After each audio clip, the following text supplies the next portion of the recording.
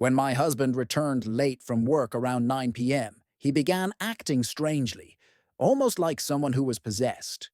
When he saw me in the living room, with the TV remote, he shouted at me to get out of the house.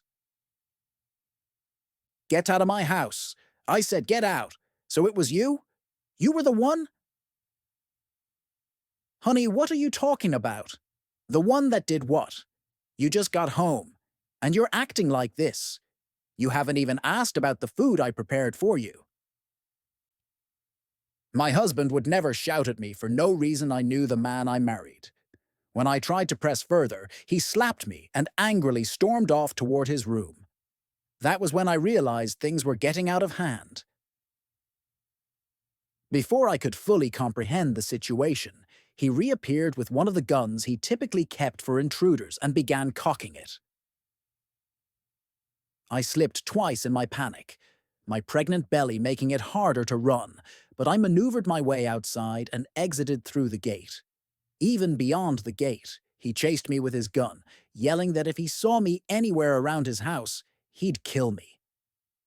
I forced myself into a nearby bush and squatted there until he lost sight of me. To my surprise, I spotted Maureen, a devoted choir member in my church and a close friend, running toward me from a distance. She was wearing a light top and a dark skirt. It seemed she had been watching me all along. Felicia. Felicia. What is it? Why was your husband chasing you with his gun? I tried talking to him to calm down, but he refused to listen. I cried to her that I had no idea, but she reassured me not to worry, saying that God would intervene. Maureen, but your place is far from here. How did you manage to show up all of a sudden? You hardly visit me without informing me. You were coming to my place before you saw the conflict between me and my husband, right? Felicia, the thing is, I actually came to buy some ingredients to prepare something for my boy this evening. It was along the way that I saw you. I asked if she could at least help me with a place to stay for the night, since it was almost 10 p.m. and my skin was already itching, but she said she didn't have any space in her room as it was already occupied. I then asked her to lend me 1,000 naira, promising to repay her the next day. But she said the only money she had was already budgeted for something else and apologized for not being able to help. I told her it was no problem, life can be like that sometimes.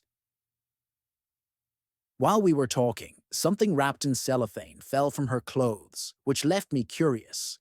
She quickly bent down to pick it up, then gave me a hug, consoling me.